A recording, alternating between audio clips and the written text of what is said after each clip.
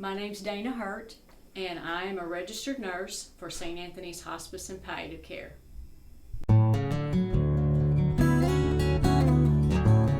So I've been working for St. Anthony's for 7 years now, and for the first 3.5 years, I was a full-time hospice nurse, and I started out working at the Lucy Smith King Care Center, and then I was the nurse for the hospice patients in our nursing homes in Henderson County, and I also at that time took care of some homeside patients who were being taken care of in their home. And so for me, I think there's a couple of things that stand out as being a hospice nurse, and that's some comments that families have made to me when I've been with them when their loved one has passed away. And one of those comments is that we are angels and that this is a calling. And so that always reminds me of a scripture that says that we should do all things as if we're doing them unto the Lord. And so I do look at it as a ministry.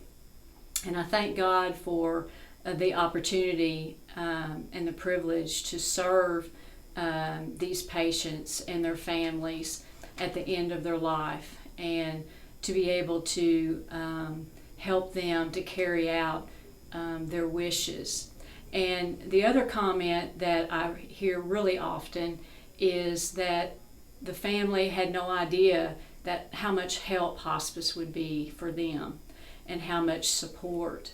And so I'm just thankful to be able to be a part of that. So I am very thankful to be able to be a part of an organization that helps families and supports them and enables and equips them to be able to care for their loved one at home and to be able to honor that person's wishes. And so for the last 3.5 years, I have been the nurse for St. Anthony's Palliative Care program. And this program is a separate program from hospice, and it is designed for patients who are facing a serious illness, and they are, for whatever various reasons, not ready for hospice yet.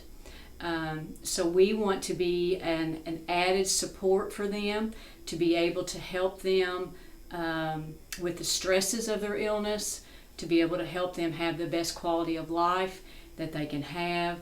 And they may still be seeking aggressive treatment for their illness, or they may just not be quite ready for hospice. And so there are several ways that we try to support them and help them. One way is trying to help them manage their symptoms at home, and we do that by calling them every couple of weeks to check in and check to see if they have any needs. And we work together with their existing doctors, any agencies they have in their home. And so we also can make a visit to check on them if we need to. And so that part of that's a big part of what I do, is I call these patients we have every couple of weeks. And so I love that part because it enables me to get to know them, to know their story, and to be able to build a relationship with them. And so that's really a neat part, because they often will say to me, well, I thought you'd be calling me this week, or I expected you to call. And they also just are so appreciative. They tell me that they're so thankful to have just someone checking on them. And so just to have someone they know that's reaching out to check on them, and someone that they can call if they need something. Another big part of what we do is education. So we try to help them be educated about their health so that they can make informed decisions. And we also try to educate on hospice. I believe that we, can educate one person at a time, and to help them understand what hospice is all about, and help them to assure them that we can help them to make that transition when it's needed or wanted.